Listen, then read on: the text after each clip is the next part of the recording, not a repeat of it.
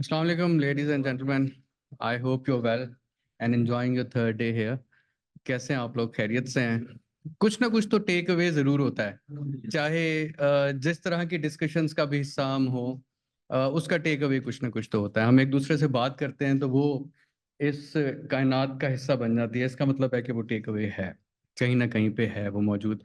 तो हमारी ख्वाहिश भी यही थी कि ये तमाम बातें जो हैं वो हमारी ज़िंदगी का हिस्सा बने, हमारी पॉकेट्स के अंदर मौजूद रहें हर वक्त। ये तमाम बातें हमारे वॉलेट का हिस्सा रहें।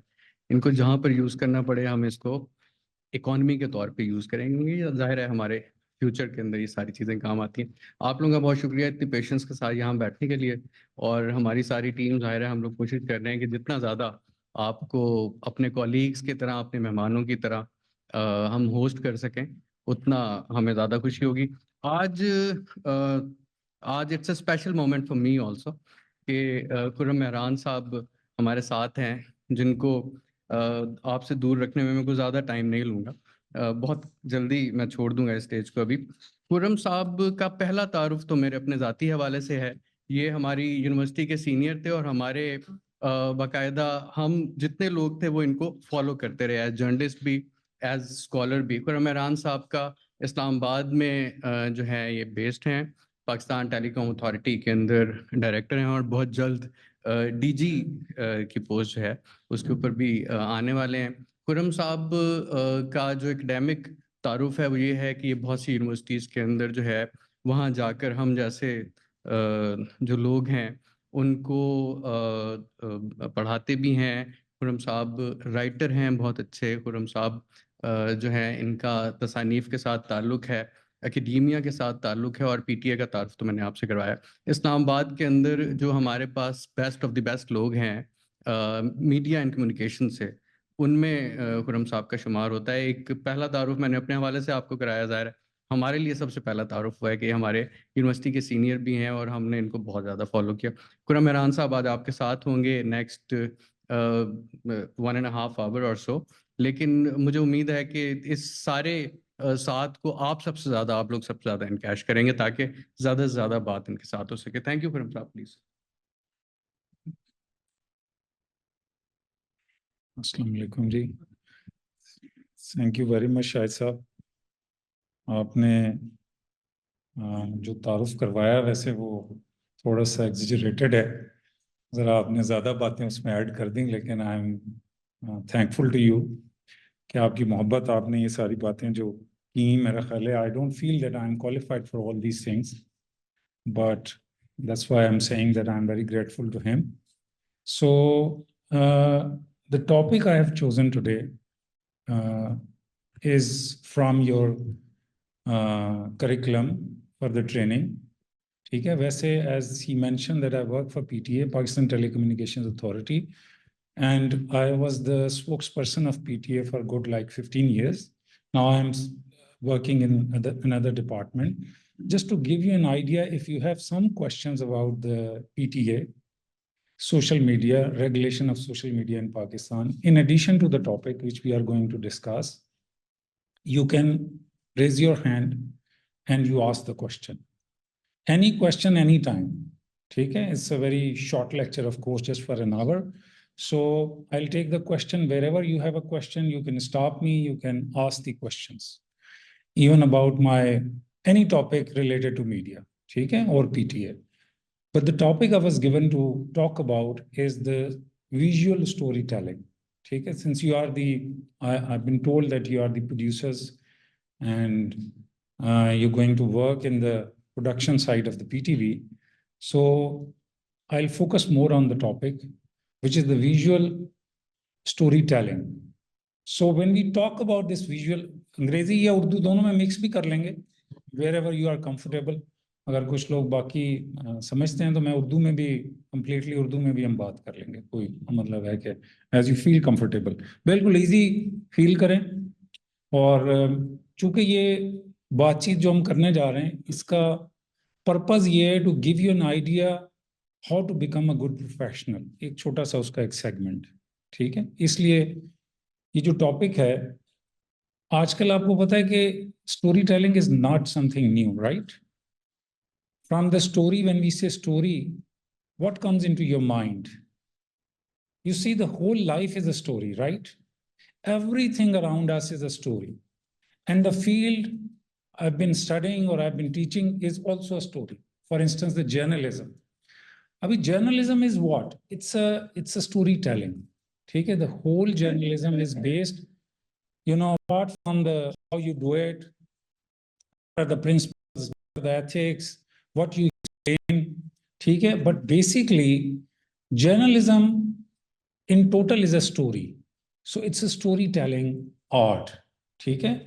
You get a story and then you tell it to the audience, to the readers, to the viewers.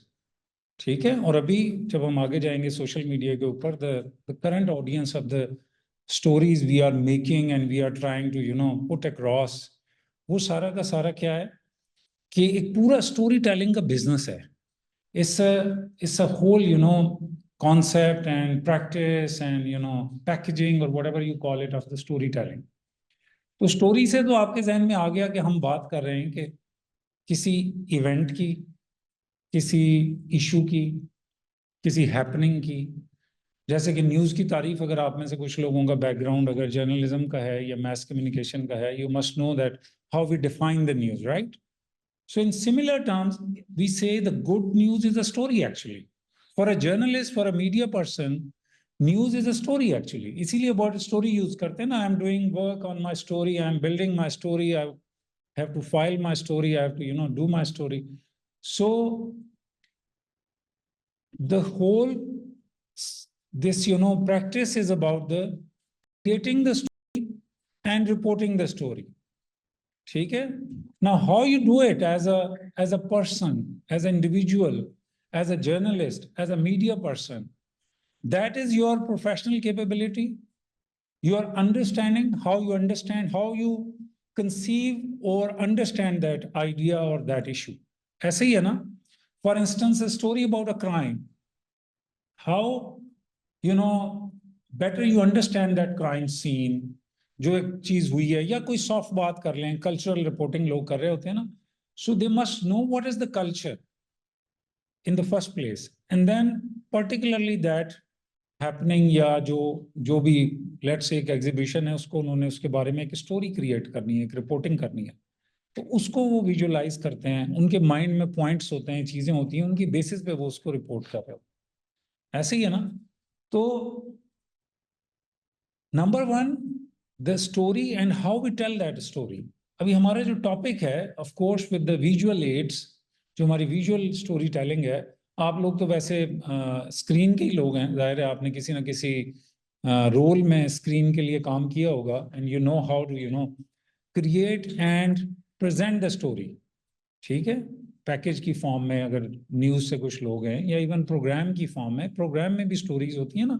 Number of stories can be part of one program, one package. ऐसे ही है. तो ये मैंने सबसे पहले जो चीज लिखी है, इसलिए कि you must as a practitioner of communication in any form, you must understand the simple model of communication. थोड़ा सा एकेडमिक है, लेकिन आपको सिर्फ मैं ओवरव्यू देना चाहता हूँ. एक बड़ा पुराना 60s का मॉडल है, इसको कहते हैं डेविड बेरलोज मॉडल, SMCR. जो जर्नलिज्म या मैस कम्युनिकेशन की बेसिक चीज है, वो इसको समझना है. This is SMCR model. ठीक है? इसके 4 कंपोनेंट हैं, जो अगर आप देखें, सेंडर, मैसेज, चैनल और रिस्पॉन्स. एक्चुअली रिसिपिएंट है ये, उसके बाद फीडबैक इसमें जो बाद में ऐड हुआ. मेरा ख्याल ये ओवरलुक हो गया लिखने में. तो ये रेसिपिएंट है, ये ऑडियंस है जिसने रिसीव करना है. अब इसमें फर्स्ट कंपोनेंट है सेंडर का. ये इसलिए आपको मैं थोड़ा सा ओवरव्यू दे रहा हूं कि जितनी भी स्टोरी टेलिंग है, जो भी फॉर्म्स हैं कम्युनिकेशन की, उन सब में there has to be a sender, there has to be a message, there has to be a channel, there has to be a recipient. इन 4 कंपोनेंट्स के, और लेटर देन फीडबैक या रिस्पॉन्स, इन 4 और 5 कंपोनेंट्स के बगैर कम्युनिकेशन का simply जो प्रोसेस है वो कंप्लीट नहीं है.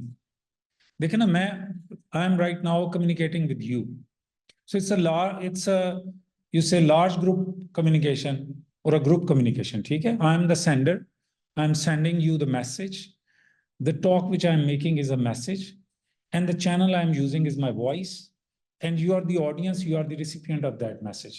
ऐसे ही है. And then whatever you say about this lecture, about this talk, is your feedback. ठीक है, और your response as audience, as recipient. ठीक हो गया.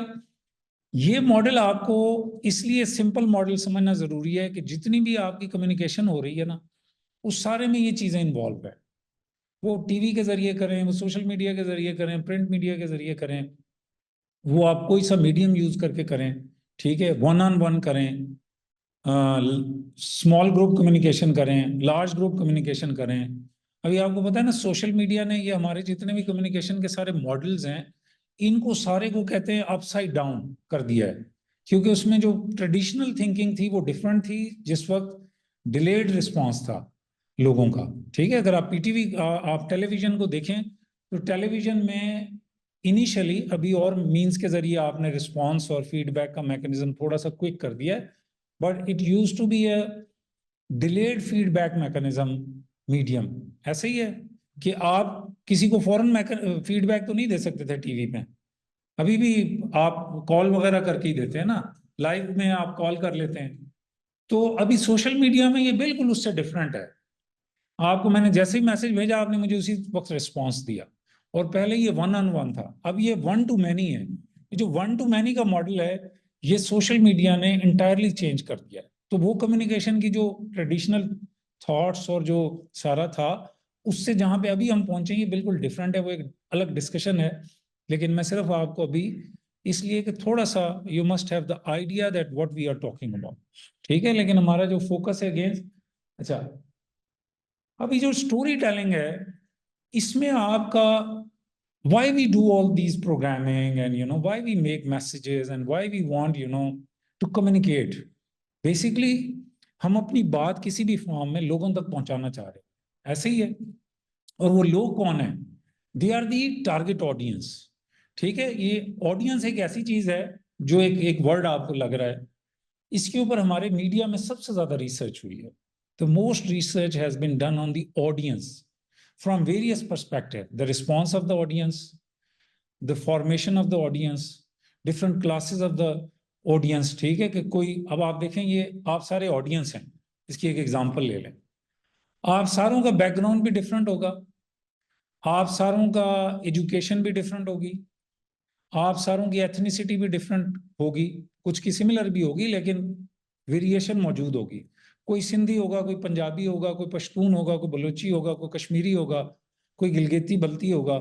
ठीक है, डिफरेंट है ना. लेकिन right now you are one audience. इसको कहते हैं होमोजेनियस ऑडियंस को बनाना. वो उसको मैसेज, और जो मैसेज की कम्युनिकेशन करने वाले लोग हैं, उसको एक ऑडियंस में तब्दील करते हैं.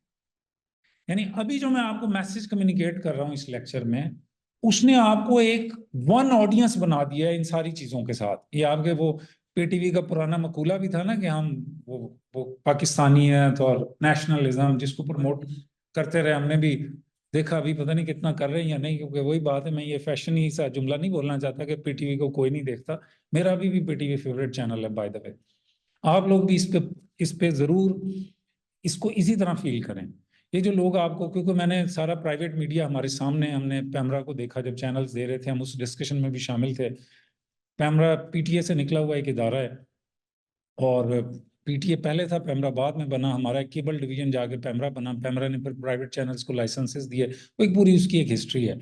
तो मैं पर्सनल कैपेसिटी में और एंड एज मीडिया प्रोफेशनल कभी भी इतने प्राइवेट चैनल्स को लाइसेंस देने के हक में नहीं रहा, और मैंने इसको अपोज भी किया मुख्तलिफ फोरम पे. वो एक अलग डिस्कशन है. लेकिन अभी मैं आपको ये बता रहा हूँ कि जो पीटीवी है ना, या नेशनल चैनल है, हम देखते हैं सिर्फ इसकी एक पॉलिटिकल साइड. जो पॉलिटिकल साइड है उसकी इंपॉर्टेंस फॉर वेरियस रीजंस ज्यादा है. ठीक है, हमारे यहाँ, चूंकि हमारे यहाँ पॉलिटिक्स प्राइम है. हमारे जैसी सोसाइटीज में, जो कि मेरे ख्याल से एक अलमिया है, मेरी राय, आप इससे डिसएग्री कर सकते हैं. पाकिस्तान जैसी सोसाइटी में पॉलिटिक्स को हमने बहुत ज्यादा प्रायोरिटी दी हुई है.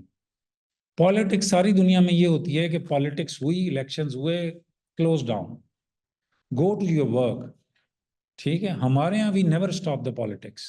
ऑफिसेज में, घरों में, दोस्तों में, we are a political nation, over politicised nation. ठीक है, हम हर वक्त पॉलिटिक्स के बगैर हम रह नहीं सकते, वी कांट लिव विदाउट। अब हुआ ये, इसका नतीजा ये हुआ कि जो टीवी पीटीवी जैसा इंस्टीट्यूशन है उसको भी पॉलिटिक्स ने ओवरटेक कर लिया। जो प्राइवेट चैनल आए वो किस चीज पे फोकस्ड हैं? पॉलिटिक्स के ऊपर। ऐसे ही है सारे टॉक शोज जिनको बेस करके हम प्राइवेट मीडिया की बात करते हैं, वो सारे के सारे पॉलिटिक्स पॉलिटिक्स पे अपनी सारी चीजें चला रहे हैं। ऐसे ही है, कोई आपको कल्चरल, कोई सोशल प्रोग्राम, सिवाय एक आध मजाहिया प्रोग्रामों के, आपको प्राइवेट चैनल का प्रोग्राम याद नहीं हो। उनका core business is the politics. ठीक है, उसको हमने रेप्लिकेट करने के लिए पीटीवी जैसे बड़े इदारे को अंडरमाइन करना शुरू कर दिया।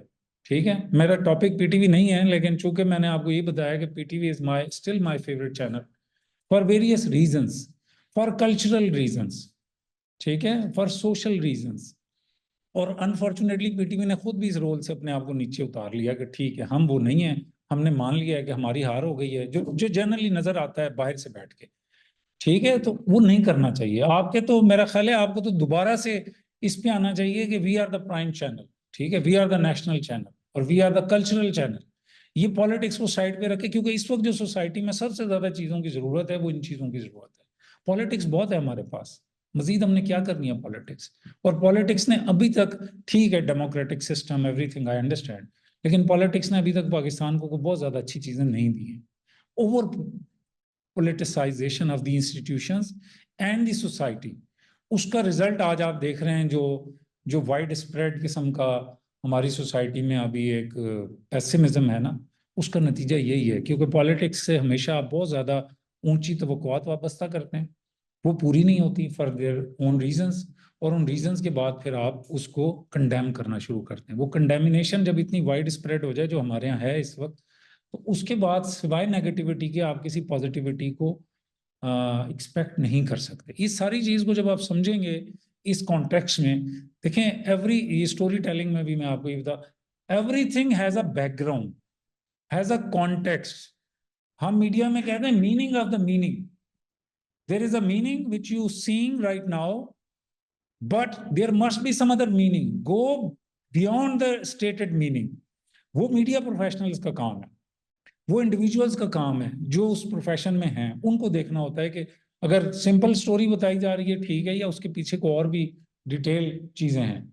Anyway, coming to the point, मैं आपको ये बता रहा था कि जो ऑडियंस है वो बहुत इंपॉर्टेंट है। when you are making a story, when you are writing a story, when you are including visuals in a story, you must keep in mind the audience। ठीक है, एक ऑडियंस को ध्यान में रख के आप दूसरी ऑडियंस के लिए स्टोरी बिल्डअप नहीं कर सकते। आपकी पर्टिकुलर ऑडियंस है, जो भी कम्युनिकेशन है ध्यान में रखें, कम्युनिकेशन जहां भी आपने करनी है ऑडियंस को ध्यान में रखना एज अ प्रोफेशनल।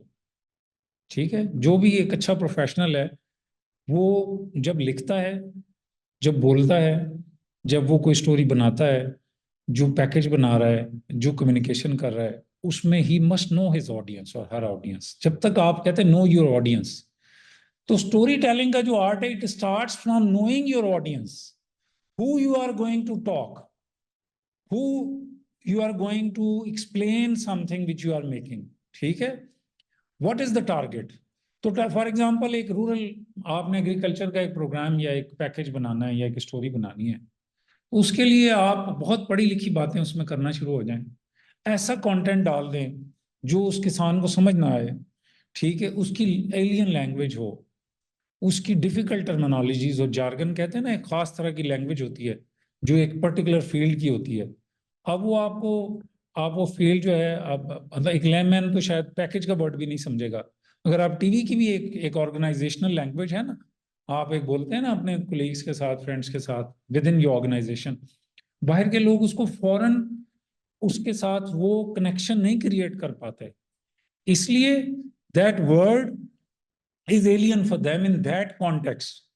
ठीक है, पैकेज का वर्ड तो इंग्लिश का वर्ड है और इसकी बहुत सारी मीनिंग्स हैं। ऐसे ही है, अभी आपने देखा 26 अमेंडमेंट को भी वो पैकेज कह रहे थे, कॉन्स्टिट्यूशनल पैकेज। ठीक है, उस पैकेज की मीनिंग और इस पैकेज की मीनिंग जो आप यूज करते हैं में फर्क है। Why? Because there is a context to that package and to this package. तो जो कॉन्टेक्स्ट है करेक्टली अंडरस्टैंड करना वो बहुत जरूरी है, उसके बगैर कोई भी चीज अपने कॉन्टेक्स्ट, ये वर्ड्स अदरवाइज तो मीनिंगलेस है ना। शर्ट को किसी जमाने में किसी ने शर्ट कहना शुरू कर दिया, इस जैकेट को या कोट को कोट कहना शुरू कर दिया, तो ये कोट बन गया। जब हम कोट कहते हैं तो हमारे जहन में, शर्ट कहते हैं तो हमारे जहन में एक इमेज आता है। तो ये जो इमेज हम क्रिएट करते हैं अपने माइंड में, जब हम कहते हैं घड़ी, वॉच, तो हमारे जहन में एक पिक्चर आती है, क्योंकि हमें पता है। इसको क्या कहते हैं? Previous knowledge. So you have a previous knowledge of that, that is why you understand. ठीक है, इसकी एक एग्जांपल ये है कि मैं जब कहता हूँ एआई, आर्टिफिशियल इंटेलिजेंस, कोई चीज आपके, कोई इमेज जहन में आता है? बताएं किसके जहन में कोई इमेज आता है जब मैं कहता हूँ एआई? आपने वर्ड सुन रखा है सबने? क्यों मैडम, आपने सुन रखा है? आर्टिफिशियल इंटेलिजेंस कहता हूँ, कोई इमेज आता है आपके जहन में? क्या आता है? ठीक है, ठीक है। लेकिन जब मैं घड़ी कहता हूं तो कैसे फौरन से आपके जहन में? अभी उस वाले में आप थोड़े से क्लियर हैं कि ये इमेज जो मैं जो कह रहा हूं वही है एआई के केस में? बाकी लोगों ने जवाब नहीं दिया, खुल के जवाब दें। अगर नहीं आता तो क्या नहीं आता? सर इसके लिए आता है कि टरबाइन जो है वो इलेक्शन में निशान रखा है, मैंने भी रखा था ना turbine. Excuse me sir, Karachi से सर। एआई से सर रोबोटेक्स जो होते हैं, रोबोट्स वगैरह, इनके इमेजेस मतलब ज्यादा जहन में आते हैं। ठीक है, ठीक है, बिल्कुल नहीं। लेकिन रोबोट और मसनूई जहानत देखें ना, उस टर्म को देखें, उसकी उर्दू ट्रांसलेशन देखें, और फिर जो उन्होंने कहा तो मसनूई जहानत है, तो फिर आप रोबोट क्यों नहीं कहते उसको? अभी ये नई टर्म है। ये मैं आपको एग्जांपल ये दे रहा था, शर्ट, टाई, कोट, घड़ी, ये सब नई टर्म्स ही हैं एक जमाने में। जो पुराने वक्तों का इंसान था उसको पता था। आज उसको, मैं अक्सर लोगों को कहता हूं कि आज किसी केव मैन को ले आए इस दुनिया में और बीच का सारा टाइम माइनस कर दें ना, उसने नहीं देखा। हम तो ग्रेजुअली यहाँ पहुंचे हैं ना, नॉलेज के साथ, इंफॉर्मेशन के साथ। उसको अगर जो गारों में इंसान रहता था उसको आज ले आए लाहौर, इस्लामाबाद, कराची में, न्यूयॉर्क की बात नहीं कर रहा मैं, वो यकीन करेगा कि ये सारा कुछ जो है इसी दुनिया में एग्जिस्ट करता है? नहीं करेगा। विच मीन्स कि जो चीज आपने, जरूरी नहीं है कि जो हमारे और जगहों पे भी कॉन्सेप्ट यूज होता है कि एलियन कॉन्सेप्ट जो हैं जो अभी आ रहे हैं, ये वो जनरेशन और टाइम है जो जो इस दौर में जिंदा हैं, जिन्होंने दुनिया में सबसे ज्यादा ट्रांजिशन देखी है, सबसे ज्यादा ट्रांजिशन देखी है कि एक चीज से दूसरी चीज में ट्रांजिशन हुई है। ठीक है, मॉडर्न, जो सो कॉल्ड मॉडर्न कहना चाहिए, मॉडर्न तो हर चीज होती है। ठीक है, हमारे एक प्रोफेसर कहते थे कि ये, हम इसको न्यू मीडिया कहते हैं ना, सोशल मीडिया को, तो वो कहते हैं कि ये न्यू मीडिया तो सारे न्यू मीडिया थे। रेडियो एक टाइम पे बड़ा न्यू मीडिया था, टीवी एक टाइम पे बड़ा, 60s का टीवी देखे ना, तो जिन्होंने टीवी नहीं देखा था उनको आप गांव में जाके टीवी चला के देखें तो उनके लिए टीवी एक नई चीज थी।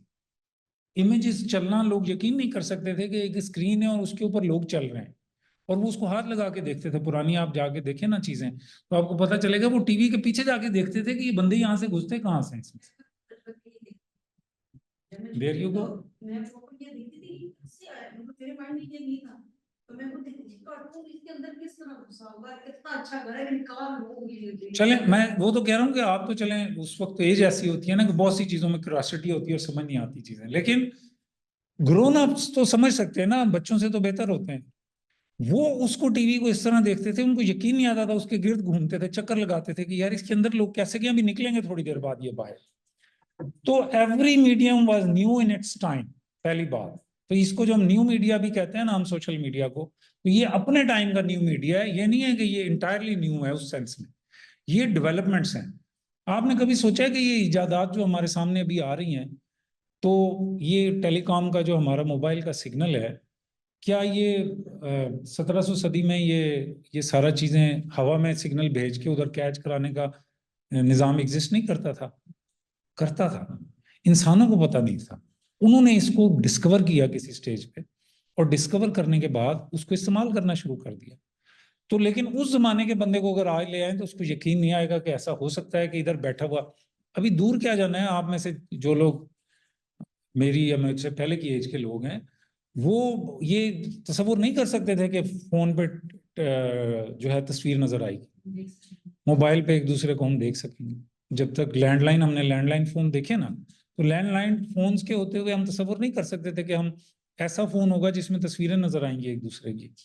ठीक है, तो ये सारी डेवलपमेंट में वो ये कह रहा था, आपके सामने ये सारी ट्रांजिशन हो रही है। अब ये सारी स्टोरी है, देखें, ये जो मैंने आपसे जितनी बातचीत की है, This is all story I am creating, I am building, I am narrating, I am explaining to you. इसको आपने क्या करना है, किसी मीडिया के फॉर्मेट में लेके आना। ये भी एक मीडिया है जिसको मैं बात कर रहा हूँ। मैंने आपको बताया SMCR मॉडल में मेरा मीडियम इस वक्त मेरी आवाज है और ये वर्ड्स हैं जो मैं यूज कर रहा हूँ। आपने एज अ प्रोफेशनल इस सारी स्टोरी को जो मैंने अभी आपको सुनाई है किसी फॉर्म में लेके आना है, ठीक है, और ऑडियंस के लिए इसको बनाना है, बिगर ऑडियंस के लिए, using a proper medium, for example television, ठीक है, फॉर एग्जांपल ऑनलाइन मीडियम, ठीक है। तो आप क्या करेंगे, इस स्टोरी की एक प्लानिंग करेंगे, इसका एक सीक्वेंस बनाएंगे, ठीक है, कि ये चीज पहले आएगी, ये बाद में आएगी, इसको एक स्ट्रक्चर्ड फॉर्म में लेके आएंगे आप। ऐसे ही है, आप कहेंगे कि ये इसकी ओपनिंग होगी, ये इसका बॉडी होगा, ये इसकी क्लोजिंग होगी। ये जो हमारी टीवी या रेडियो की या इलेक्ट्रॉनिक या सोशल मीडिया की सारी चीजें हैं, इनका जो असल माखज है, इनका जो बेस लाइन है, that is the print media, ठीक है। और फिर प्रिंट मीडिया की और चीजें हैं, इंसान ने कैसे आवाज इस्तेमाल करना शुरू की, ड्रम बीटिंग, और वो कम्युनिकेशन के जो ओल्ड मीडियम है।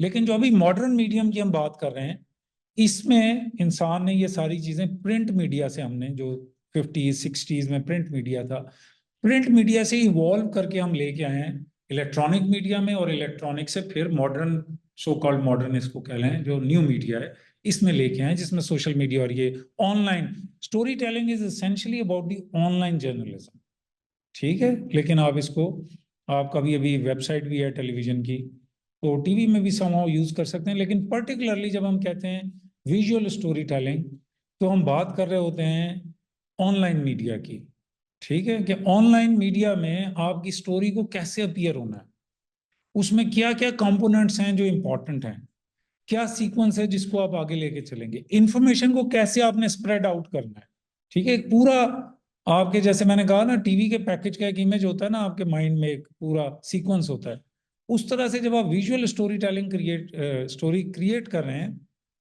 You will have the concept that you know this thing would open up the story, this thing would be the further second intro or the body of the story, and this would be the second closing, and then this would be the final closing. ये सारी terminologies और ये चीजें basically print, जब हम print की story लिखते हैं तो उसमें ये सारी चीजें हमारी इस तरह से स्ट्रक्चर्ड होती हैं। आपने इंट्रो का वर्ड सुना होगा ना, प्रिंट में हम कहते हैं कि किसका इंट्रो है, बॉडी टेक्स्ट है, फिर इसकी टेल है, क्लोजिंग है, और फिर उसकी एक हेडलाइन है। ये प्रिंट की जो जर्नलिज्म है उसमें ये चीजें चलती हैं। उसी को हमने इलेक्ट्रॉनिक फॉर्म में ले आए, तो हमने शॉर्ट कर दिया चीजें, सीक्वेंस ये रहे, अभी भी ओपनिंग होती है ना इसकी, और फिर क्लोजिंग भी होती है, फिर एक बॉडी भी होती है, तो लेकिन इसकी शॉर्ट कर दिया हमने। प्रिंट में we have more space, electronic में हमारे पास कम स्पेस है, सोशल मीडिया में again we have more space. मैं आपको कंपैरिजन में इसलिए ले जा रहा हूं ताकि आपकी अंडरस्टैंडिंग क्लियर हो कि ये जो चीज है जिसकी हम अभी बात कर रहे हैं, ये बाकियों से फिर क्यों डिफरेंट है। तो हम प्रिंट से ही उठा के क्यों नहीं इधर डाल देते हैं ऑनलाइन में। Why we are then trying to make it a different story than the other stories. जैसे मैंने आपको एग्जांपल दी कि प्रिंट वाला पूरा आर्टिकल आप कॉलम टीवी पे नहीं चला सकते, कि चला सकते हैं, नहीं चला सकते। आप क्या करते हैं, उसका समरी, खुलासा लेते हैं, उसकी इंपॉर्टेंट पॉइंट्स को निकालते हैं, उनकी बेसिस पे आपने अगर उस कॉलम को एक्सप्लेन करना है किसी प्रोग्राम में, तो आप उसके बेस पे जो भी फॉर्मेट लेके आप चल रहे हैं, कोई टॉक में आपने उसका जिक्र करना है, किसी टॉक शो में है, किसी डिस्कशन में है, या उसके ऊपर कोई बेस करके आपने कोई स्टोरी बनानी है, तो आपने उसमें से वो इंपॉर्टेंट इंफॉर्मेशन लेनी है और उसकी बेस पे अपना पैकेज बना लेना है, अपनी स्टोरी बना लेनी। इसी तरह जो ऑनलाइन है, बेसिकली ये सारा कुछ है कंटेंट। एक मोटी चीज याद रखें कि सारी ये जो चीजें हैं ना, ये कंटेंट है। आज का जो दौर है ना, उसमें वर्ड कंटेंट की बड़ी इंपॉर्टेंस है। What you are doing essentially, you are creating the content as a professional, as a journalist, as a producer, ठीक है, you are creating the, you are the content creator, ठीक है। आप producer के तौर पे भी बेसिकली, ठीक है, पुरानी टर्मिनोलॉजी डायरेक्टर प्रोड्यूसर वो ठीक, लेकिन बेसिकली आप अभी रोल आपका क्या है, टू प्रोड्यूस द कंटेंट। आप मुख्तलिफ तरह का कंटेंट प्रोड्यूस कर रहे हैं एज प्रोड्यूसर, ऐसे ही है। अब वो जो कंटेंट है उसके बहुत से फॉर्म्स हो सकते हैं, उसके बहुत से शेड्स हो सकते हैं, उसके बहुत से तरीकाकार हो सकते हैं, ठीक है, वो आगे मैं थोड़ा सा आपको बताता भी हूं। लेकिन जो डिफरेंट है वो है writing for webs and online, कि आपने जो विजुअल स्टोरी टेलिंग जो हमारा टॉपिक है उसमें आप ये करते हैं कि ऑनलाइन ऑडियंस जो है आपकी, उसके लिए आप कंटेंट क्रिएट कर रहे हैं, ठीक है, उसके लिए कंटेंट की आप डिजाइनिंग कर रहे हैं कि किस तरह का होगा, क्या क्या चीजें उसमें शामिल हैं, थोड़ा मैं आगे अगली स्लाइड पे बताता हूँ, ठीक है। ये जो चीज है कि डिजिटल का, आप हमेशा ये ध्यान में रखें कि जब भी आपने कोई चीज प्रोड्यूस करनी है, फॉर्मेट आपका जो है ना वो इलेक्ट्रॉनिक, ऑनलाइन, डिजिटल, प्रिंट, इन सारों को के लिए स्टोरी प्रोड्यूस करने का, कंटेंट प्रोड्यूस करने का डिफरेंट है, ठीक है। रीजन मैंने पहले आपको बताया, ऑडियंस डिफरेंट है, ऑडियंस डिफरेंट हो सकती है, ठीक है। उसके मतलब ऑनलाइन मीडिया आज भी पाकिस्तान में जो है, अब जिस तरह की चीजें आ गई हैं उसमें चलें, कम पढ़े लिखे लोग भी ऑनलाइन चीजें जाके देख लेते हैं, लेकिन लैंग्वेज फॉर इंस्टेंस आप ऑनलाइन मीडियम में इंग्लिश लैंग्वेज में कोई चीज प्रोड्यूस कर रहे हैं तो आप कम पढ़े लिखे लोगों के लिए तो प्रोड्यूस नहीं कर रहे वो, तो आपने उसकी लैंग्वेज और ऑडियंस, ये सारी चीजें जब आपके माइंड में होंगी तो आप देखेंगे कि किस तरह का कंटेंट है जो मेरी ऑडियंस के लिए क्विकली अंडरस्टैंडेबल हो, क्या पॉइंट्स हैं जो मैंने उसमें डालने हैं जो लोगों को आसानी से, आपको वैसे थंब रूल के तौर पे पता होना चाहिए कि जो भी फॉर्मेट है मीडिया का, उसमें हमेशा हम कहते हैं language should be simple, clear, concise, short, ठीक है। सिंपल, कोई मुश्किल वर्ड आपने यूज नहीं करने, क्लियर होनी चाहिए, जो सेंटेंस आप लिख रहे हैं, बना रहे हैं, वो बिल्कुल क्रिस्टल क्लियर, एक लाइन जो लिखी है आपने, इज दैट, देन, ये सारे जो वर्ड्स हैं इनको इस तरह से अवॉइड करना है कि जो बात आप कर रहे हैं बिल्कुल सीधी हो।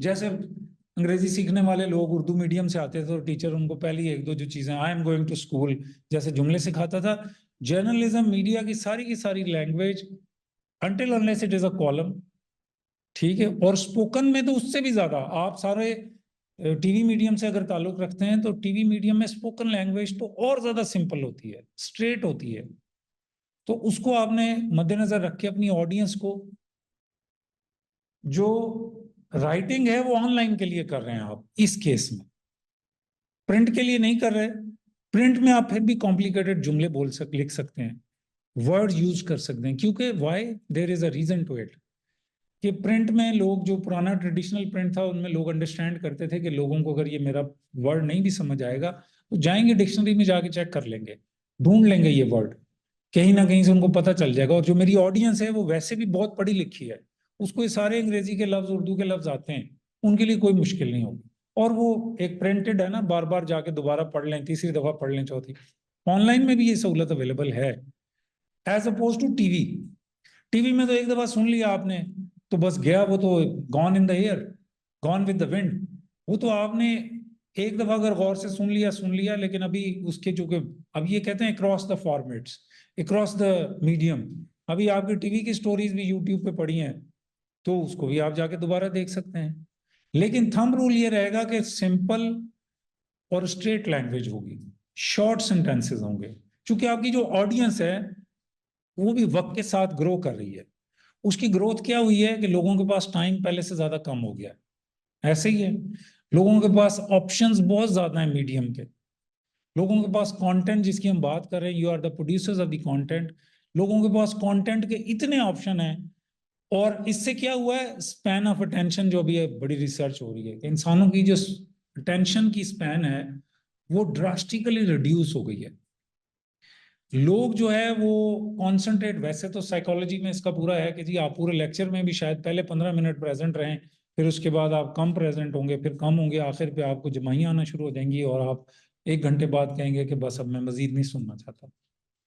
यही सेम चीज अभी मीडिया के ऊपर भी अप्लाई होती है कि टाइम स्पैन जो है आपकी अटेंशन का, वो टाइम के साथ बहुत रिड्यूस, चूंकि बहुत मीडियम, इसको जो डॉक्टर जफर साहब भी यूज कर रहे थे, हम इसको कहते हैं disruptive technology, disruptive medium, social media या ऑनलाइन मीडिया, ये हर चीज को इसने डिसरप्ट कर दिया है, ठीक है।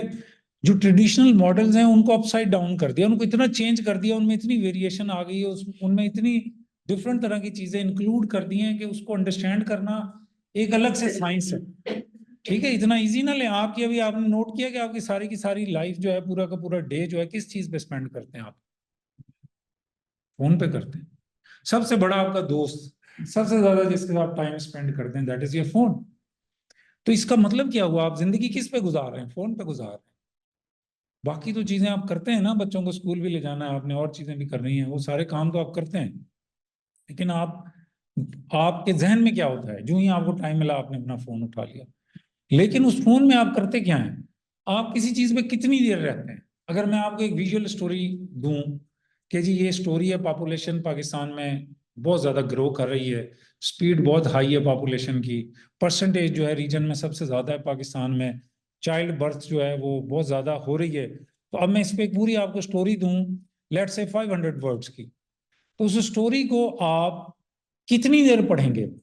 उसका आपको पता है आजकल तो टाइम भी आ रहा होता है ना ऑनलाइन पे, एक्सपेक्टेड जो रीडिंग टाइम है वो उन्होंने दिया होता है। ऑडियो भी अब तो हमारे पाकिस्तानी चैनल्स, न्यूज़पेपर्स भी दे रहे होते हैं, उसकी ऑडियो भी अवेलेबल है। अगर आपने पढ़ना नहीं है, वो चाहते हैं कि उस स्टोरी को आप सुन लें, वो इंफॉर्मेशन आप तक पहुंच जाए। सुन के पहुंचे, पढ़ के पहुंचे, देख के पहुंचे, किसी तरह आप उस इंफॉर्मेशन को, you must know about that information. जो जो प्रोड्यूसर है, जो कंटेंट क्रिएटर है, उसका पर्पस क्या है? उसका पर्पस है कि वो इंफॉर्मेशन आप तक पहुंच जाए और आप उसको रिटेन करें। और फाइनली खाली इंफॉर्मेशन पहुंचाना मकसद नहीं है, उस इंफॉर्मेशन का इम्पैक्ट क्रिएट कर। याद रखें, मैंने आपको SMCR मॉडल बताया ना, उसमें सबसे आखिरी चीज है feedback. The impact of the communication is equally important. अगर मैं आपको ये बताना चाहता हूं कि इस्लामाबाद में क्राइम बहुत बढ़ रहा है, तो मैं इम्पैक्ट क्या क्रिएट करना चाहता हूँ? ये क्रिएट करना चाहता हूँ एज सिटीजन आपके जहन में कि मोहतात रहें, इस्लामाबाद में क्राइम बढ़ रहा है। अल्टीमेट ऑब्जेक्टिव तो यही हुआ ना एंड पे। आप क्या करेंगे? आप कहेंगे कि नहीं वाकई यार क्राइम बहुत बढ़ गया, स्ट्रीट क्राइम, मुझे भी गली में वॉक करते हुए, जाते हुए पैदल, I need to be little bit careful. लेकिन एक और ऑडियंस भी है उसकी, there can be multiple audience of the same story. वो ऑडियंस कौन है? पुलिस। वो ऑडियंस कौन है? District administration. उनके माइंड में वो ये इंपैक्ट नहीं क्रिएट करना चाहता स्टोरी। उनके माइंड में क्या इंपैक्ट क्रिएट करना चाहता है कि do some more work because the crime is increasing in Islamabad. ठीक है, यही बात है ना। तो मल्टीपल ऑडियंस के लिए भी आप एक स्टोरी लिख रहे हैं, स्टोरी क्रिएट कर रहे हैं। अब आपने देखना है कि ये स्टोरी ऑडियंस पे क्या इंपैक्ट डालेगी। ठीक है, और ये हम सब जल्दी में करते हैं, इतना सोचते नहीं है जितनी मैं आपको बात बता रहा हूँ। कोई भी नहीं सोचता इतना, बहुत कम जर्नलिस्ट। टाइम नहीं है, फास्ट है। प्राइवेट मीडिया में जाए ना, वो एक पैकेज बनाने के बाद फौरन उनको दूसरी जगह भागना पड़ गया, इसके शॉट लेने हैं, उससे बात करनी है, उसको कॉल करनी है। They don't have time for all this. But as a media professional you must know about these things and try to practice. एक बड़ा आसान तरीका है जी, हम तो कर नहीं सकते, हमारे बॉसेस हमें ये कहते हैं, दैट्स फाइन। वो एक इन्वायरमेंट है जिसमें आप काम कर रहे होते हैं। लेकिन जो एक प्रोफेशनल आदमी होता है ना, अगर उसने लर्न किया है कि कौन सी चीज कैसे करनी है, तो वो उस इन्वायरमेंट में भी गुंजाइश पैदा कर लेता है। डिपेंड करता है, ठीक है, बगैर झगड़ा किए, बगैर लड़ाई किए, बगैर अपोज किए, at least you go and convince. जो करेक्ट इन्फॉर्मेशन और नॉलेज है ना, उसमें बड़ी पावर है, उसके जरिए आप लोगों को कन्विंस करें। लेकिन उसके लिए सबसे पहले अपनी बाइसेस को भी साइड पे रखना पड़ता है, जो हम सब में नहीं कर पाते, बड़ा मुश्किल काम है। वो पहले आती हैं, बाकी बात बाद में आती है। तो पहले जब हमारी पर्सनल बाइसेस आ गई तो फिर अगली बात तो खत्म हो गई। उसके लेंस से जब हम चीजें देखेंगे डिफरेंट हो जाएंगी। खैर, टॉपिक पे वापस आते हैं। तो ये जो मैं बता ही रहा था कि डिजिटल वर्जन, प्रिंट, कभी उसको रेप्लिकेट करने की कोशिश ना करें अपनी स्टोरी में कि जी ये मैंने PDF बनाया था। प्रिंट ओरिजिनल जो स्टोरीज थी विजुअल, वो भी PDF में बनाई जाती थी जब प्रिंट का जमाना था। अब वो एक इंटरैक्टिव मैकेनिज्म के जरिए बनाई जाती हैं, जिसमें बहुत से एलिमेंट्स यूज किए जाते हैं to make a story very interactive, ताकि जो पढ़ने वाला है वो उसको शामिल किया जाए अपने साथ। ये आपको पता है कि टीवी से भी ज्यादा इफेक्टिव चीज है ये, जो विजुअल स्टोरीज हैं ऑनलाइन, टीवी से भी ज्यादा इफेक्टिव है। क्यों? टीवी में भी इतना कुछ नहीं आपको मिलता जितना एक ऐसे स्टोरी में मिलता है। मैंने आपको एक टॉपिक बताया कि पॉपुलेशन ग्रोथ पे आपने स्टोरी बनानी है, आपने उसमें बहुत सी चीजें डालनी हैं जो मैं आगे आपको बताता हूँ। ये कीजिएगा आगे स्लाइड जी, बस 3-4 स्लाइड हैं, ज्यादा लंबी। देखिए इसमें जो है ना, आप स्टोरी को इमेजेस, बहुत सारी चीजें आप यूज करते हैं। जो विजुअल स्टोरी है आपकी किसी पेज पे अपीयर हो रही है, वो इंटरेक्टिव इस सेंस में है कि बहुत सी चीजें खुद ब खुद हो रही हैं। आप स्क्रॉल डाउन कर रहे हैं तो एक वीडियो पॉपअप हो जाती है, साइट पे मौजूद थी, जो ही आप उस पे गए, आपका स्क्रॉल नीचे गया, अगर आपने एक्सपीरियंस किया ऑनलाइन का, वो आपका नीचे गया और वो वीडियो खुद ब खुद प्ले होना शुरू हो जाती है। आप उसको स्टॉप भी कर सकते हैं बटन से, वरना आप उसको देख सकते हैं। टेक्स्ट उसका साथ है, आप उसको प्ले होने दें, आप साथ टेक्स्ट को पढ़ें, उसको छोड़ दें अगर आप पढ़ने में दिलचस्पी रखते हैं, उसमें ज्यादा अहम पॉइंट है, इसमें ज्यादा अहम पॉइंट नहीं है। उससे आगे थोड़ा सा और नीचे गए, एक ग्राफ आ गया, उससे और बड़ा कलरफुल किस्म का ग्राफ पॉपअप हो गया। आपने वो ग्राफ देखा, आपको बड़ा अच्छा लगा, और उसमें उसने बताया कि ट्रेजेक्टरी जो है, ये जो ग्राफ है ये बता रहा है कि पॉपुलेशन ग्रोथ जो है वो यहां से होके इस साल में यूं जा रही है, ठीक है। तो लेकिन वो इजी ग्राफ, मैं SPSS की बात नहीं कर रहा, जो लोग रिसर्च जानते, simple and understandable graphs for the simple audience. जितना सिंपल रखेंगे, जितनी सिंपल आप विजुअल्स यूज करेंगे उस स्टोरी में, उतना ही लोगों के लिए, लेकिन इंफॉर्मेटिव। एक है, आप जर्नलिस्ट के तौर पे आपका काम है, आपके पास डेटा है फॉर इंस्टेंस, इसमें डेटा बहुत ज्यादा यूज होता है। अब आपके पास एक बहुत सारा डेटा है, आप एज प्रोफेशनल उसको डिसाइड करते हैं कि which data is important and how to display that data, how to include that data in your story. Data, आजकल डेटा जर्नलिज्म का पूरा एक फील्ड है। तो डेटा को वैसे भी कहते हैं, the world is now is about the data, data mining, data sciences. Data का वर्ड बहुत ज्यादा यूज होता है हमारी सोशल मीडिया में। हमारे ये जितने एल्गोरिदम्स की बात जफर साहब कर रहे थे ना, ये एल्गोरिदम सारे के सारे डेटा बेस्ड हैं। आप एज ए इंडिविजुअल यूजर, आप भी एक डेटा हैं, ठीक है। 50 यूजर फेसबुक पे ये करते हैं, 100 यूजर ये करते हैं, ये सारा डेटा है। ये डेटा मुख्तलिफ तरीकों से जनरेट हो रहा है, डेटा की मुख्तलिफ स्ट्रीम्स हैं। तो इस स्टोरी में जो विजुअल है आपकी, इसमें आपने डेटा को इफेक्टिवली, इंटेलिजेंटली आपने उसको यूज करना है कि डेटा मैंने कहाँ पे कितने परसेंटेज लिखना है, कहाँ पे परसेंटेज के बजाय मैंने एक्चुअल नंबर्स लिखने हैं, और किस तरह से उस डेटा को प्रेजेंट करना है, जो एक होलिस्टिक किस्म का व्यू कॉन्सेप्ट जो मैंने स्टार्ट प्लानिंग से किया था, विजुअलाइजेशन से किया था। मेरे जहन में ये था कि मैं ये इम्पैक्ट क्रिएट करना चाहता था एज कंटेंट प्रोड्यूसर, कि इस स्टोरी का अल्टीमेट ऑब्जेक्टिव ये है कि ये लोगों को सेंसिटाइज किया जाए कि पॉपुलेशन ग्रोथ जो है वो बहुत बढ़ रही है, ठीक है, और ड्रास्टिकली इंक्रीज हो गई है, और पाकिस्तान के जो रिसोर्सेज हैं उसको कॉप अप करने के लिए कम है, उतने ज्यादा नहीं है जितनी पॉपुलेशन बढ़ रही है। लिहाजा मुझे उस पर फोकस करके एक स्टोरी क्रिएट करके कम्युनिकेट करनी है। तो मैंने ये इम्पैक्ट क्रिएट करना है कि पढ़ने के बाद at the end when I end my story, you must, जिसकी टेक अवे की उन्होंने वर्ड यूज किया ना, वो बड़ा कॉमनली यूज कर, take away can be from that story that yes, बगैर बताए आप पढ़ रहे हैं ना, तो आप इंटरेक्ट कर रहे हैं। आपने उसको स्टोरी को तो नहीं कहना हाँ मैं तेरे से एग्री करता हूँ, लेकिन with in your mind you are agreeing after reading that story, provided that story is written in a way, presented in a way that it has the correct information, relevant information, properly explained. At the end of the reading of that story, you should agree with the screen. Yes, I agree with you that you. कैसे जनाब, ठीक है, सुनने आ गया। जी जी please. So at the end of that story, Maqsood Shaheen sahab भी हमारे दोस्त हैं, इन्होंने लंच के बाद आपको लेक्चर देना है, तो इधर तशरीफ लाएं। तो वो जो इम्पैक्ट आपने क्रिएट करना है थ्रू दैट विजुअल स्टोरी, वो at the end should be, the impact should be that you agree with the information, you agree with the sensitization that story is meant to create in your mind, कि yes, there is an issue, there is a problem, and I must agree as an audience with that thing. And then उसकी फिर अगली stage, जो हमारा आज का subject नहीं है, वो सोशल साइकोलॉजी में ये है कि how you going to translate that in your actual behavior, in your real life. वो अल्टीमेट जो ऑब्जेक्टिव है ना हमारे मीडिया कंटेंट का, जो उसकी अगर हम सोशल साइड को देखें, जैसे पॉलिटिकल साइड है ना, पॉलिटिकल कम्युनिकेशन का पूरा सब्जेक्ट मैंने आपको बताया कि ओवर पॉलिटिसाइज्ड है। तो पॉलिटिकल कम्युनिकेशन हम क्यों कर रहे होते हैं हर वक्त? We want to create a kind of particular impact in the minds of the audience, in the minds of the voters, in the minds of the public. ऐसे ही है ना, मैं किसी एक ए पार्टी का कम्युनिकेशन का स्पेशलिस्ट हूं, so I want to have more support for my party. और वो कैसे आएगी? जैसे अब यूएस का इलेक्शन हो रहा है, हमारे जो दोस्त हैं यूएस एम्बेसी में काम करते हैं, तो मेरे जहन में इसलिए यूएस का इलेक्शन आ गया उनको देख के फौरन। तो यूएस इलेक्शंस में अभी आपने देखा है, वहां पे वोटर्स के लिए पूरी एक इंजीनियरिंग की जाती है, यानी इन द सेंस के उनके माइंड्स को कैसे कैप्चर किया जाए।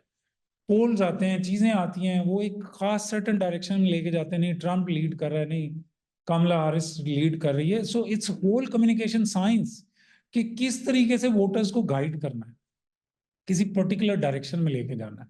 ठीक है, तो उसके लिए आप क्या करते हैं? अगर आप ऑनलाइन मीडियम की जिसकी हम बात कर रहे हैं, you try to create the visual stories, you go and try to explain that who is the best and why he or she is the best and what reasons make him the best for the US, for the country, for the politics, for the people of the country. ये सारी चीजें करने के लिए आप एक visual story create करते हैं, और वो स्टोरी जो है इन सारे जो मैंने एड्स की जो बात कर रहा था एलिमेंट्स को इंक्लूड करते हैं। तो इस तरह से आपको लेके चलती है, जो हमने स्टार्ट में बात की कि स्टोरी बेसिकली अगर आप स्टोरी को रेजोनेट करें उस कॉन्सेप्ट के साथ, जो सिर्फ पाकिस्तान में नहीं, दुनिया के बहुत सारे कल्चर्स में बूढ़े लोग, माएँ, दादियाँ बच्चों को स्टोरी सुनाती हैं। सिर्फ पाकिस्तान में नहीं है, बाय द वे कुछ चीजें हमने इधर देखी होती हैं, हम समझते हैं सिर्फ हमारे मुल्क में ही है। दुनिया के बहुत सारे कल्चर्स में स्टोरी टेलिंग इसी तरह, traditional story telling is about the human beings. तो जो human beings traditional story telling करते हैं, उसमें वो किस तरह से थोड़ा सा ड्रामा क्रिएट करते हैं, थोड़ा सा सस्पेंस क्रिएट करते हैं, थोड़ी सी एग्जिजरेशन करते हैं, थोड़े से वाकयात को बताते हैं, ऐसे ही है। और उसके बाद वो एक स्टोरी बच्चे को सुनाते हैं, और बच्चा जो है उस स्टोरी को सुन के यकीन करता है कि वाकई, जब तक बड़ा नहीं होता क्रिटिकली देखना शुरू नहीं करता कि ये स्टोरीज वाकई ठीक थी, कि एक जिन था शहजादी को उठा के ले गया और फिर उसने उसको कैद रखा, फिर उसने उसके साथ शादी कर ली, फिर उनके बच्चे हो गए, फिर वो खूब हंसी खुशी रहना शुरू हो गए। एक स्टोरी है ना पूरी। तो यहाँ भी हम इसी तरह की एक स्टोरी क्रिएट करते हैं लोगों के माइंड में कि ट्रम्प क्यों अच्छा है। हमने शुरू करना है उसके किसी पुराने वाक्य से, फॉर इंस्टेंस, फिर उसमें विजुअल्स ऐड करने हैं, कोई वीडियो दिखानी है उनकी, कोई उस तरह की तकरीर के he is very good for the American for instance. तो हम बताएंगे उसकी कोई एक स्टोरी का क्लिप लाएंगे, सॉरी किसी प्रीवियस स्पीच का क्लिप लाएंगे in which he is explaining something which makes you feel as American really proud of him और प्राउड ऑफ द कंट्री, वो लेके आएंगे। ऐसे ही है, ये जो आप एक स्टोरी ऑनलाइन देख रहे हैं उसमें एक कोई ग्राफ दिखाएंगे कि एम्प्लॉयमेंट जो है बहुत ऊपर चली गई थी ट्रम्प के जमाने में। ठीक है, लोग कम अनएम्प्लॉयड थे। फिर आप दिखाएंगे कि जो वॉर इंगेजमेंट है, जो मतलब एक नेगेटिव साइड है, को उसकी ऐसी चीज डालेंगे कि वॉर इंगेजमेंट जो है वो ड्रास्टिकली रिड्यूस हुई, जो डिस्पाइट द क्रिटिसिज्म उन्होंने अफगानिस्तान से कहा कि जी हम अपनी फोर्सेस को विड्रॉ कर लेंगे। So these, it's a kind of narrative building. 1, 2, 3, 4, 5 आप करते करते करते कंक्लूजन की तरफ लेके आते हैं, and you end up saying that he is the one who is going to lead the country in the right direction.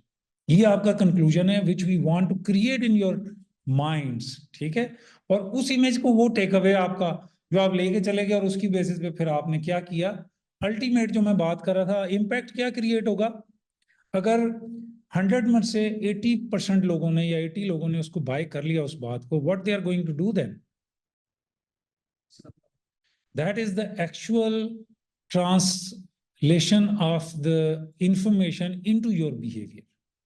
ठीक है, आपने क्या किया है कि इम्पैक्ट क्रिएट किया, जिसने फिर जिस दिन डी डे आया उस दिन जाके उसने उस पर मोहर लगाई, और उसका इम्पैक्ट ये आया कि आपने वो सारा कुछ जो सुना और देखा था उसकी बेसिस पे आपने वो एक्शन कर लिया which was required through that communication.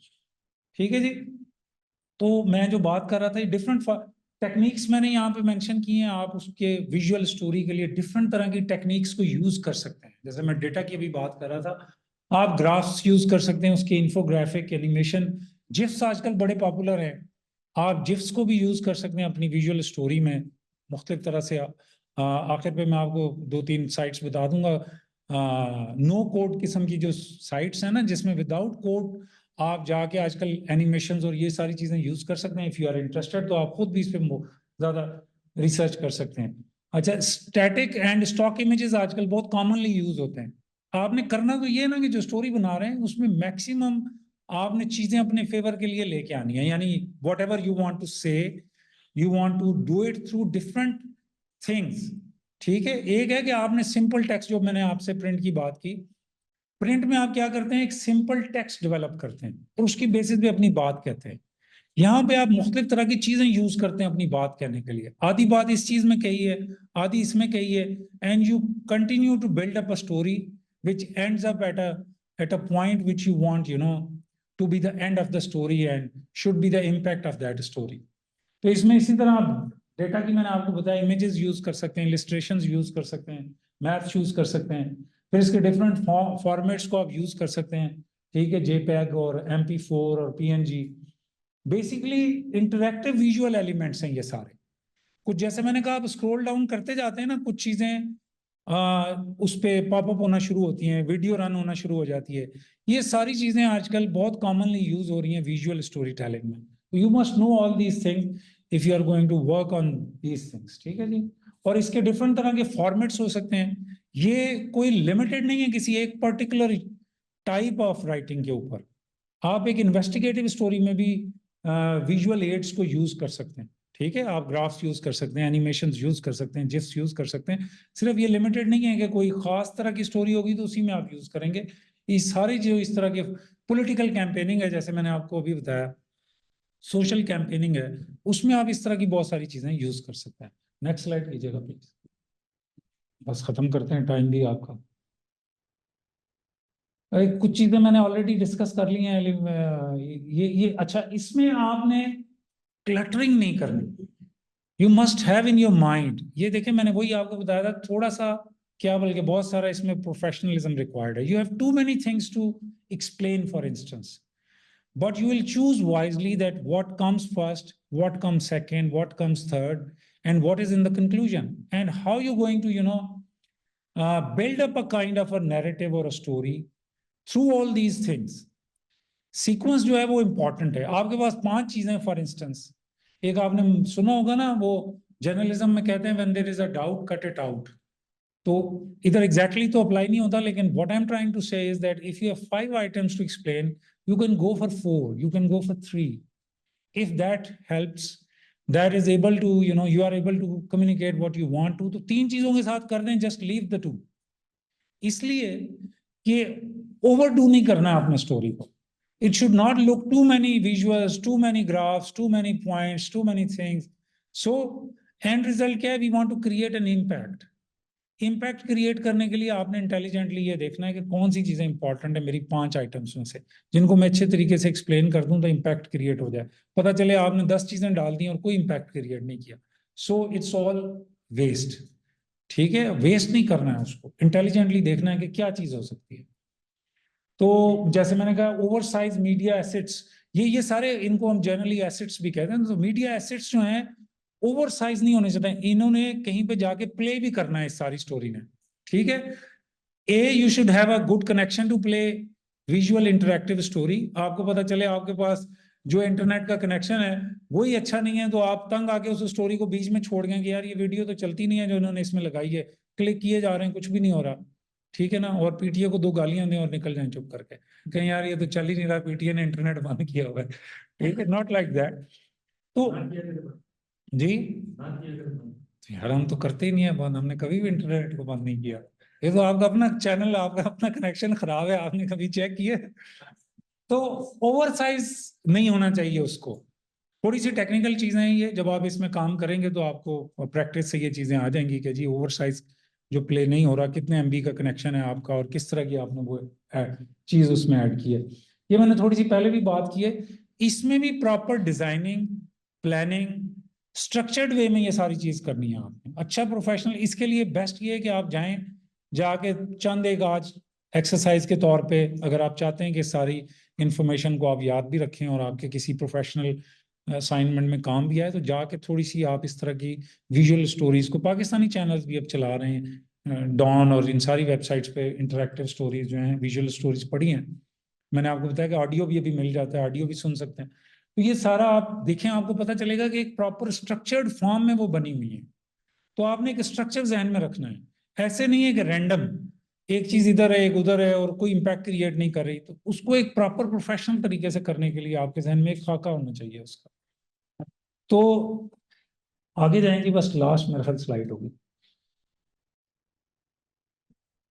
ये मैंने आपको बताया एक टर्मिनोलॉजीज यूज होती हैं, हमारे आईटी के लोग यूज करते हैं, नो कोड और code optional platforms for visual story telling. एक दो का मैंने आपको, शॉर्ट हैंड बड़ा पॉपुलर है आजकल, टैब्लो है, आर।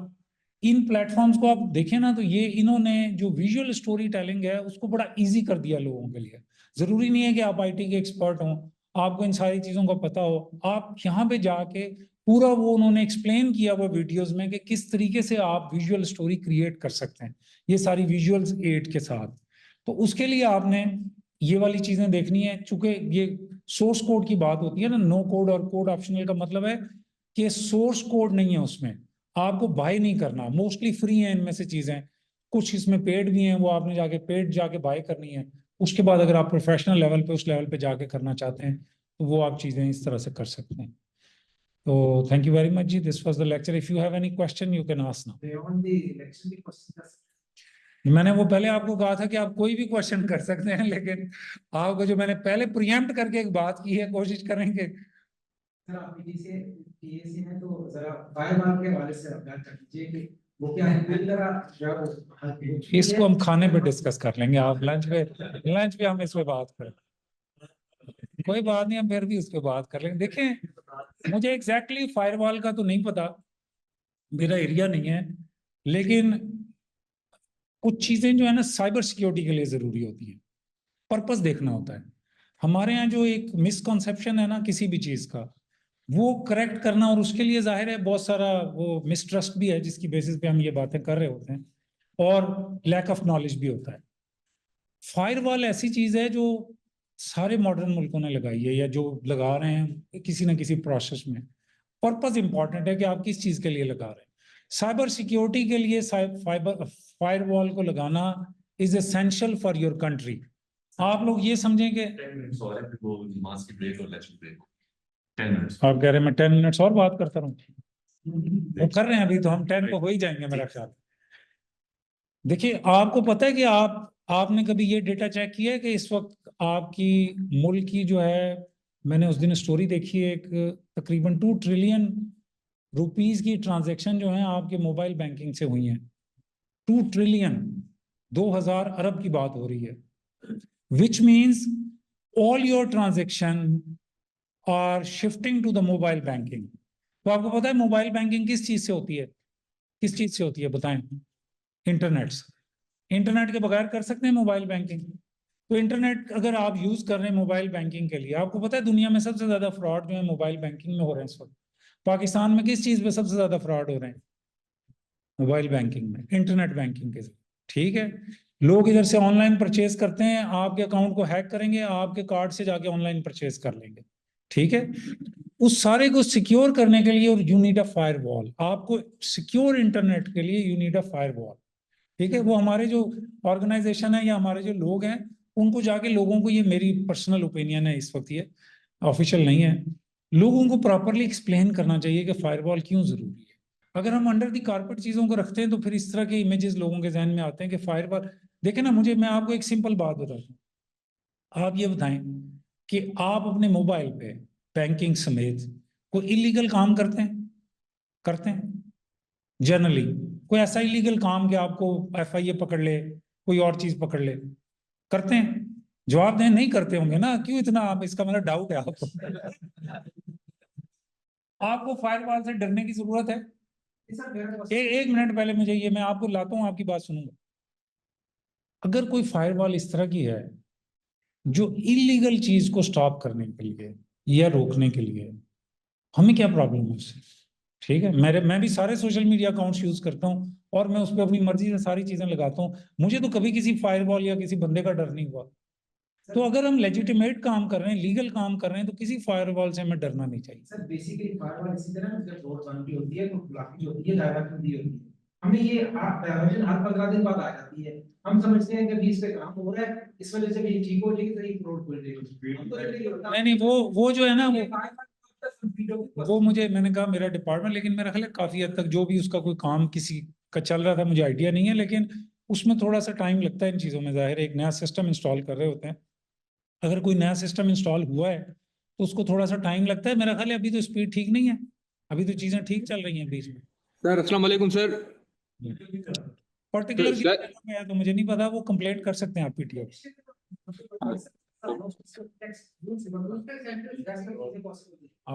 वो थोड़ा सा एक है जी। Sir I have a question sir from Karachi centre. जी जी प्लीज।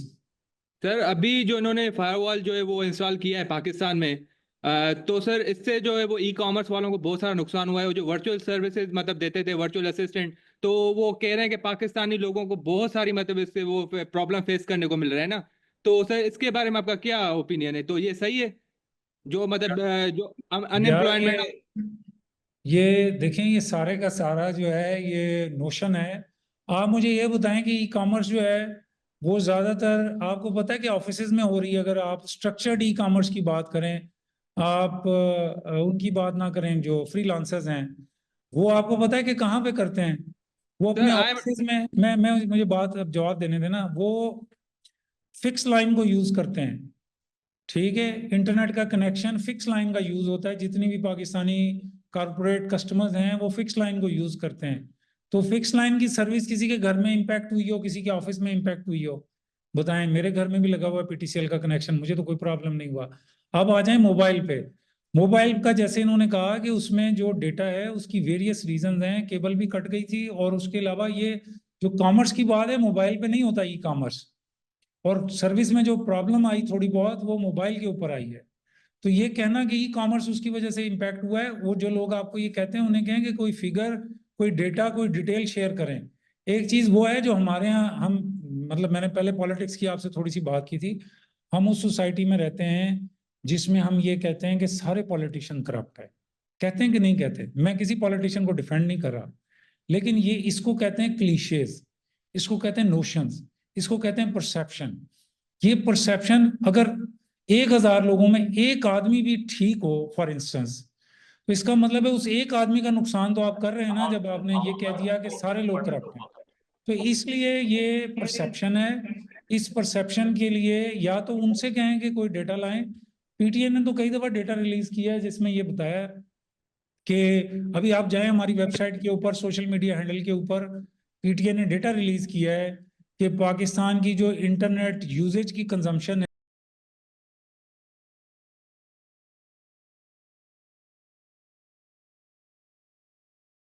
नहीं हुई, तो वो इंटरनेट यूज हो रहा था तो वो डेटा सारा आ रहा है ना। तो वो तो रियल टाइम डेटा आता है वहां से, जो आपके इंटरनेट के सारे पाइप्स आ रहे हैं पाकिस्तान।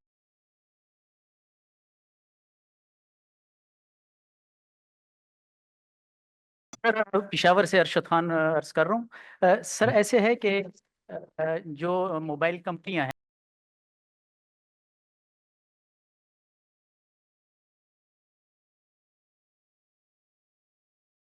कंट्रोल ये पीटीए ये या नहीं, ये अपनी मर्जी हर जो बढ़ाते हैं। नहीं ठीक है, देखें दोस्त, वैसे जवाब तो देंगे, लेकिन देखें ये प्रेस कॉन्फ्रेंस नहीं है, ना ही ये पीटीए के हवाले से है, ना ही हम